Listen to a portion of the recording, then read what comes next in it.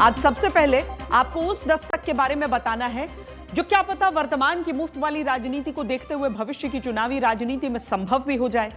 क्या भविष्य में सरकारें मुफ्त में शराब देने का वादा करके भी वोट हासिल कर सकती हैं? क्या जैसे मुफ्त बिजली, मुफ्त पानी, मुफ्त में महिलाओं को भत्ता की योजना सरकारें लाती हैं, क्या भविष्य में मुफ्त की शराब बांटने का वादा करके चुनाव लड़ा जाएगा? जैसे अभी महिलाओं को हर चुनावी राज्य में हर महीने कुछ राशि देने का वादा करके चुनाव जीता जा रहा है, वैसे ही आगे पुरुषों को हर महीने या हफ्ते शराब की बोतल का वादा करके चुनाव लड़ा जाएगा? या फिर क्या आगे देश में देसी शराब घर में बनाने की छूट जनता को देकर चुनाव लड़ा जाएगा? इन दो सवालों की वजह कोई और नहीं, राजनेता ही हैं जो संसद से विधानसभा तक शराब को लेकर नई नई मांग कर रहे हैं। जैसे देवेगौड़ा की पार्टी के विधायक की मांग है कि अगर महिलाओं को हर महीने 2000 रुपया फ्री बिजली, फ्री बस की सेवा दी जा सकती है, तो क्या पुरुषों को हर हफ्ते शराब की 2 बोतल नहीं सरकार दे सकती?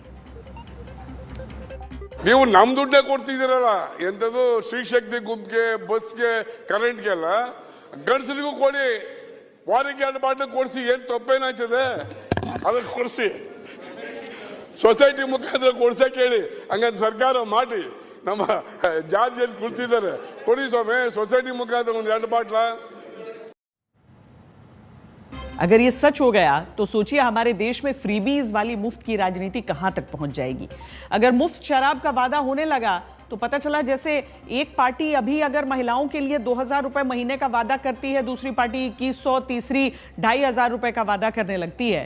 ऐसे मुफ्त शराब के वादे की सियासत हकीकत बनी तो क्या पता एक पार्टी महीने में 2 बोतल शराब का वादा करे, दूसरी पार्टी 3 बोतल हर महीने देने का घोषणा पत्र निकाल दे।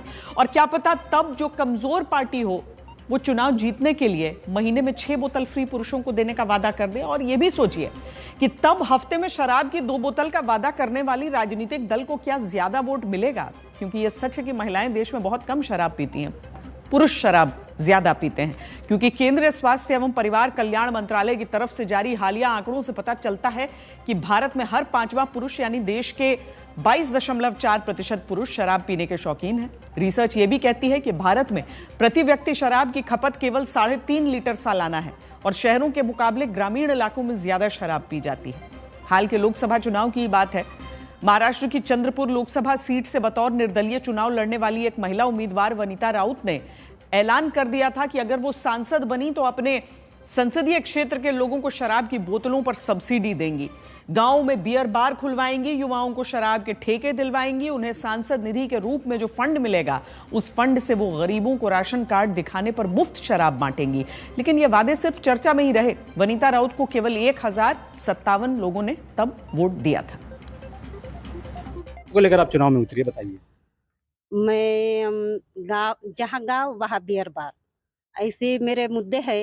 इस मुद्दे पे मैं चुनाव में खड़ी हूँ और जो गौर गरीब जनता है उसमें जो भी सरकार आनंद का शिद्दा दे रहे हैं, वो आनंद शिद्दा के साथ एक बिस्की बिहर सरकार ने देना चाहिए गौर गरीब लोगों को।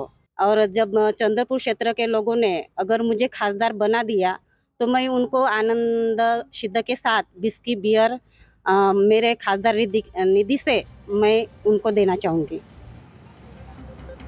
अब अगला चुनावी राज्य बिहार है, शराबबंदी वाला बिहार, जहां नीतीश कुमार शराब बंद करके लगातार महिलाओं का वोट हासिल करते आए हैं। उसी बिहार में क्या अब की बार शराबबंदी खत्म करने या फिर ताड़ी पर बंदिश हटाने का वादा करके वोट हासिल किया जा सकता है? पासी समाज के जो हमारे नेता हैं या कार्यकर्ता हैं, दलित समाज से आते हैं, उन सब लोगों ने इस बात को हमारे सामने रखा कि रोजी रोटी चलाने के लिए आप इस पे जो है पासी समाज लगभग जो 1.5-2% पूरा समाज है, यानी आबादी का 2% के पास अगर काम नहीं, उसके काम को ख़त्म कर दिया गया तो आप कुछ कीजिए। पहले भी हम लोगों के पूर्व में सरकार थी कि भाई हम लोग इस पक्ष में नहीं थे, क्योंकि ताड़ी अलग चीज़ होती है, नेचुरल है। हम लोगों की सरकार बनेगी पासी समाज के रोजी रोटी के लिए ताड़ी को हम लोग जो है, जो अधिनियम 2016 में जो बना था, उससे ताड़ी को हम लोग बाहर करेंगे। आज की सरकार बनी तो 1 घंटे में शराबबंदी हटा दिया जाएगा, पीरियड। मेरे मत में जन सुराज के ओपिनियन में कोई इफ बट किंतु परंतु नहीं है। हम क्लियर है, जन सुराज की सरकार बनेगी, शराबबंदी को हटा दिया जाएगा, बात खत्म हो गई।